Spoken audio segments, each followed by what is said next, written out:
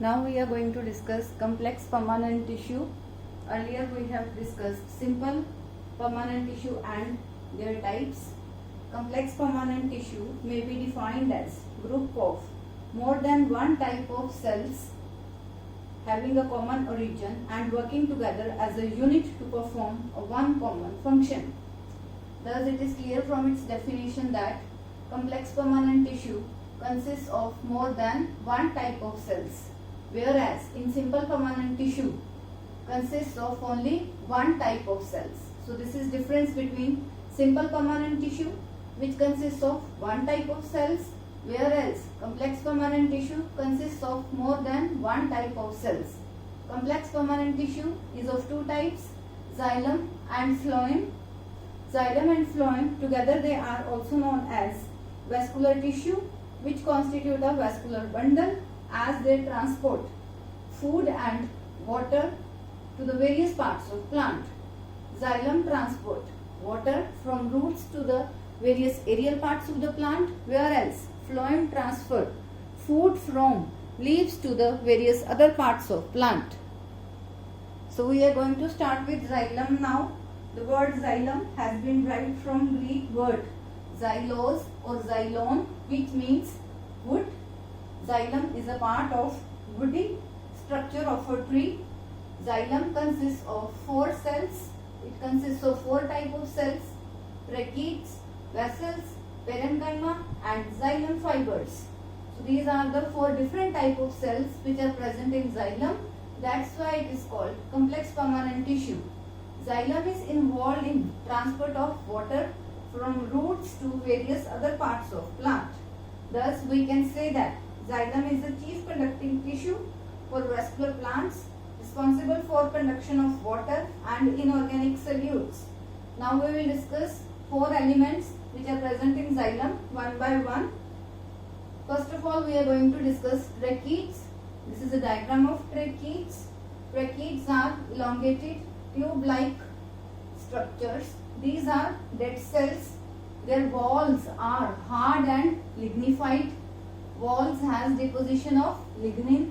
As you can see from diagram, pits means small holes are present over the surface of xylem.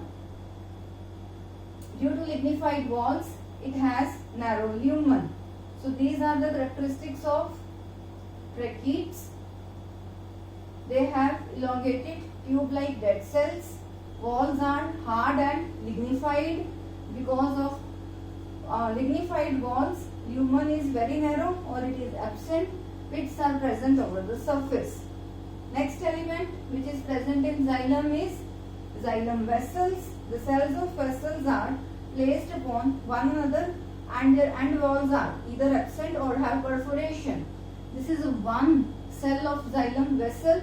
Many cells of xylem vessel combine with each other to form long tubular structure. These are the end walls of one cell. These walls, they dissolve into each other or they have perforations, means holes in them, so that they are interconnected with each other. In xylem vessel, such units are placed over one another and their end walls are either absent or they have perforations so that they act as one unit. Thus they form long tubes or channels for the conduction of water and minerals. Vessels are present in angiosperms. Angiosperms are flowering plants. So till now we have discussed two elements of xylem. Xylem tracheids and xylem vessels. Both are dead cells. Now we are going to discuss xylem parenchyma and xylem fibers. Xylem parenchyma consists of living cells, as it is clear from its name. Thus xylem parenchyma are living cells associated with xylem. The walls are thin. Walls in case of tracheids and vessels were thick because of deposition of lignin, whereas in case of xylem parenchyma, walls are thin and are made up of cellulose. Thus the cells are living as they have nucleus and cytoplasm in them. These cells serve as function of storage of food. They also help in lateral conduction of water and minerals. So these are function of xylem parenchyma as it serve the purpose of storage of food, and it also helps in lateral conduction of water and minerals. Lumen is very wide in case of xylem parenchyma. Now let's discuss xylem fibers. They are dead cells which are associated with xylem tissue. They are more abundant in secondary xylem and they provide mechanical strength.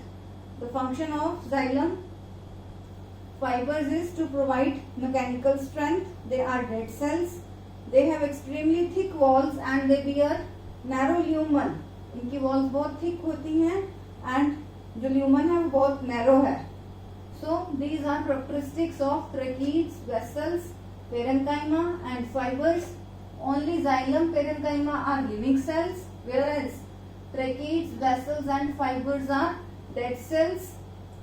Tracheids have very less lumen or very narrow lumen, whereas vessels have wide lumen, and again xylem fibers also have very narrow lumen.